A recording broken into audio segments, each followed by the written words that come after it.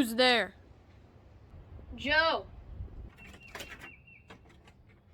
Joe who? Joe Mama. Ah!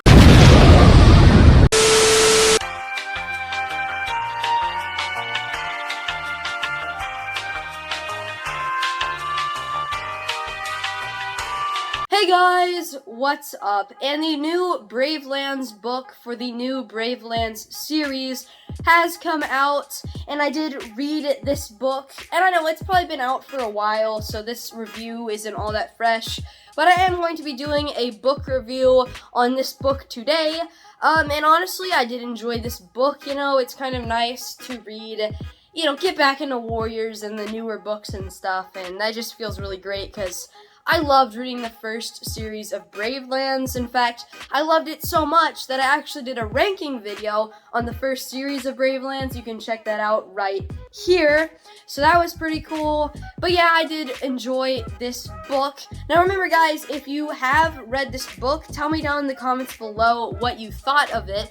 Also, I know some of you probably haven't read it yet, so if you just want to see the percentage that I would give the book without kind of, getting any spoilers, then you can go to this time for the percentage that I would give Bravelands, Curse of the Sandtounge, Shadows on the Mountain.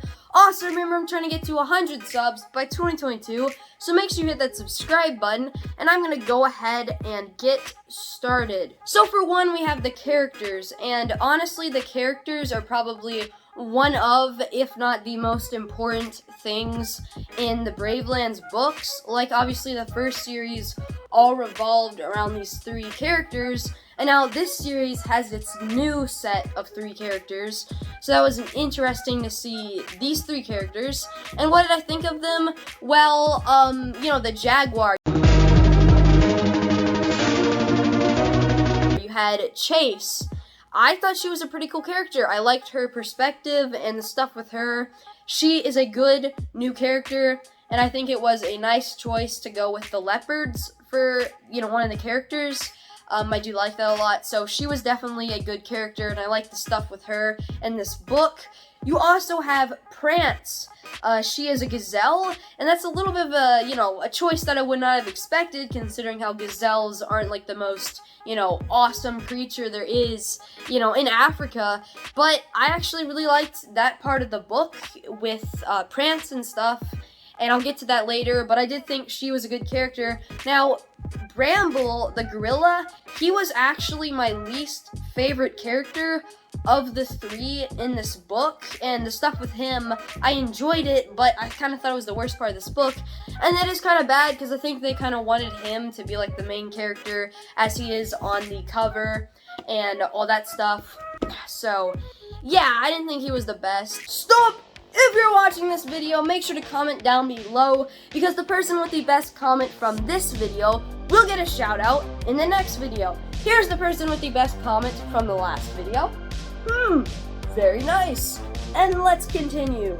But moving on to the actual book itself and the plot and everything, the stuff with the gorillas. You had, what's his name? He had Bramble, his brother, Cassava. He died, and that was definitely a good turning point of the book, because up until that point, it had been very kind of, not much had been happening in the book until then. But then that was a big turning point, and that was a pretty cool moment in this book. So I definitely did enjoy that. It was very kind of, sudden and dark and stuff, and I like that. And then later on, you have Bramble kind of becoming like the deputy, except it was called something different in here, but I don't remember. But it was basically the deputy of the kind of group of gorillas that he lived in. And his father, Brambleback, or something. It's hard to remember these names, okay?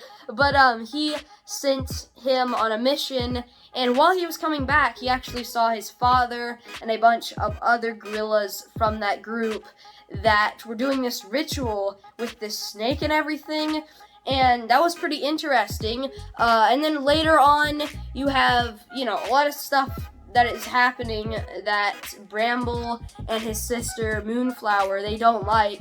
So eventually they decide they're gonna go into the Forsaken Tunnel where they're not supposed to go. They need help from the Great Spirit, and they get caught, and them and their mother get put in there. and that is a cool part of the book. And they finally manage, after a long time of being in complete darkness, they finally manage to get out of there. And just as they are doing that, just as their mother is getting out, a giant thing that you later find out is like this kind of empress or queen of the reptiles, she grabs their mother, Dayflower, I believe her name was, and then that was pretty shocking moments, and that was pretty cool. So the stuff with Bramble in this book, he's not my favorite character, but I guess it was pretty good, but you know, it was fine. And then you had this stuff with the leopards. I think I actually called him a jaguar earlier, I don't know, but that stuff was pretty cool. I really liked, there's kind of a triangle with Chase, Shadow, and I'm gonna forget his name. What is his name? John Cena.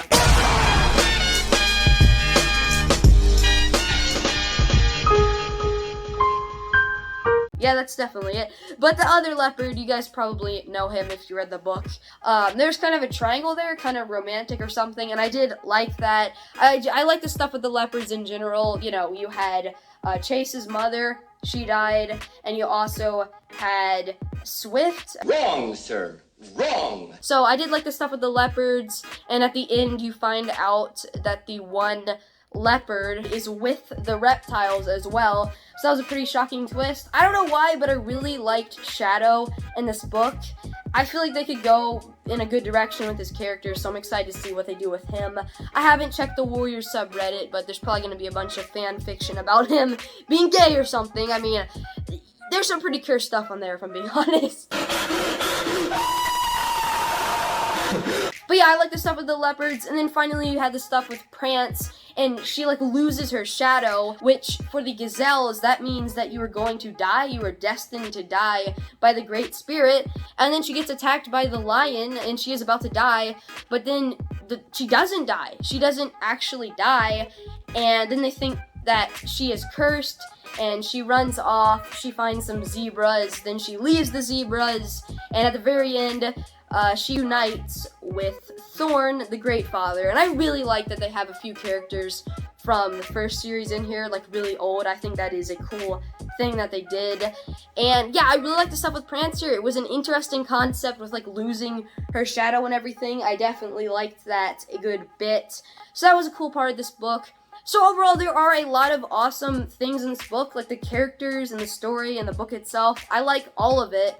Now, some of the actual problems with the book, for one, sometimes there would be like chapters, and this has happened before in Aaron Hunter books and Warriors books, but they'll like cut off at a really bad place. And I feel like the chapters in this book were like a little bit too short. Like this book did feel a little bit rushed. Like it's not a long book at all, and there's not a lot of stuff in there, but I don't think they quite did it well, and that's probably because, you know, they're starting another series only a year after the last one, and as I voiced on the new Warrior series coming out, I think they should wait longer than just a year between the series. So that was definitely something. I think the chapters, they sometimes ended at really bad cliffhangers, and they should have just, you know, kept going with that character, finished up that part, and then moved on, that kind of thing. And my other big problem with this book was I thought the end of it was pretty, like, unsatisfying. Like, it felt like there was not a good ending, really. It felt like half a book or something, or, I don't know, a sixth of a book. It did not feel like a complete book.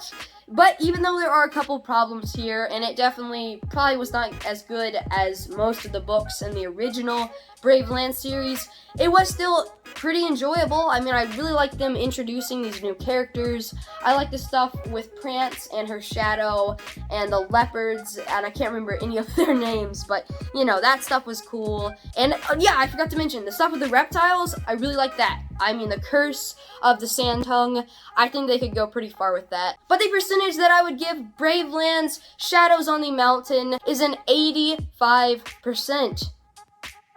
So I did enjoy this book quite a bit. It definitely had some problems, but I did enjoy it.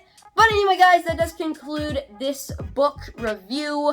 I'm probably gonna have some more, like, Warriors videos and stuff like that coming out this week. I'm also gonna be doing a video soon talking about this new Bravelands series, because I'm kind of interested to, say my thoughts on it and what they could do with it. So stay tuned for that. And as always, make sure to get lost, hit the road, take a hike, and I will see you on the next video.